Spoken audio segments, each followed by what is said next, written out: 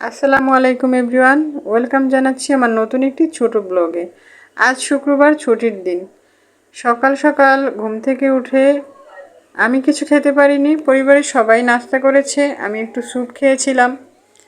এখন দুপুর হলো, আস্তে আস্তে করে ঔষধ খাওয়ার পরে গলার ব্যথাটা একটু কম লাগছে, তো দেখি 2-1 পিস আম খেতে পারি কি না। তো চলে আসলাম ডাইনিং টেবিলে। আমি আপনাদের কাছে ক্ষমা চেয়ে নিচ্ছি, কারণ আমি খুব ভালোভাবে কথা বলতে পারছি না, অনেক কষ্ট করে ভয়েস দিচ্ছি। তো আজকে ঝটপট রান্না করব, অনেক দিন যাবত অসুস্থ, রান্নাও সংক্ষেপে করি। তো ডিম ভুনা করে নিলাম, আর গত রাতে মুরগির মাংস রান্না করা আছে, সেগুলো জাল দিয়ে টেবিলে ঢেকে রেখেছি। এখন বাকি রান্নাগুলো আমি করব। 1:10 বেজে গিয়েছে, আপনাদের ভাইয়া সাইফ নামাজে আছে, তো একটু পরে তারাও চলে আসবে।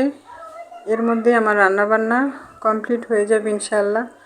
আর এই যে সিরাত, সে গড়াগড়ি খাচ্ছে আর কান্না করছে বাবার সাথে মসজিদে যাবে বলে। তাকে নিয়ে যাওয়া হয়নি, তাই সে কান্না করছে।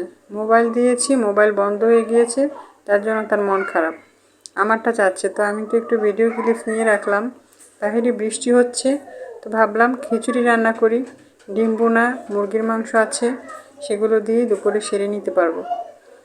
আর এই যে বিল্ডিংয়ের কাজ অনেক দিন যাবৎ চলছে, এত শব্দ, আমি কোনো ভিডিওতেই শান্তিমতো ভয়েস দিতে পারছি না। এই কারণে আমার অনেক কষ্ট হয়, তাও কি করব, আমি চেষ্টা করি কম বেশি ভিডিও দেওয়ার জন্য।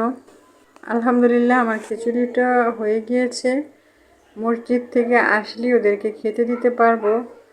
অসুস্থ শরীর নিয়ে ঝটপট কিছু রান্না করতে পারলে মনে হয় মাথা থেকে বিশাল বোঝা নেমে গিয়েছে, কারণ ছোট ছোট বাচ্চারা রয়েছে, ওরা তো আর অসুস্থতা বোঝে না, ওদের তো সময় মতো খেতে দিতে হয়। খিচুড়িটা নামিয়ে আমি দুধ জাল করে নিচ্ছি। সিরাত গিয়ে গরুর দুধ নিয়ে এসেছে ওর বাবার সাথে। আর এই যে দুপুর হয়ে গিয়েছে, এখন গলার ব্যথাটা একটু ছেড়েছে। একটু খিচুড়ি নিলাম প্লেটে, দেখি খেতে পারি কি না। মনে হয় পারবো না, কারণ রাতেও খেতে পারিনি, সকালেও না। এখন দুপুরে যদি একটু চেষ্টা করে খেতে পারি, তা না হলে এতগুলো ওষুধ খাওয়া সম্ভব হয় না। রাতেও স্যুপ খেয়েছি, সকালেও স্যুপ খেয়েছি অনেক কষ্ট করে। এখন দেখি একটু খিচুড়ি খেতে পারি কি না।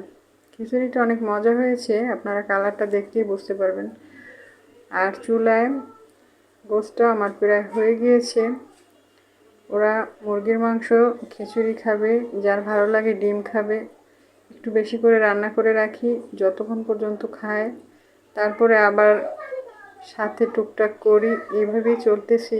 আজকের ব্লগ এখানেই শেষ করে দিব। সবাই ভালো থাকবেন, সুস্থ থাকবেন। আল্লাহ হাফিজ, আসসালামু আলাইকুম।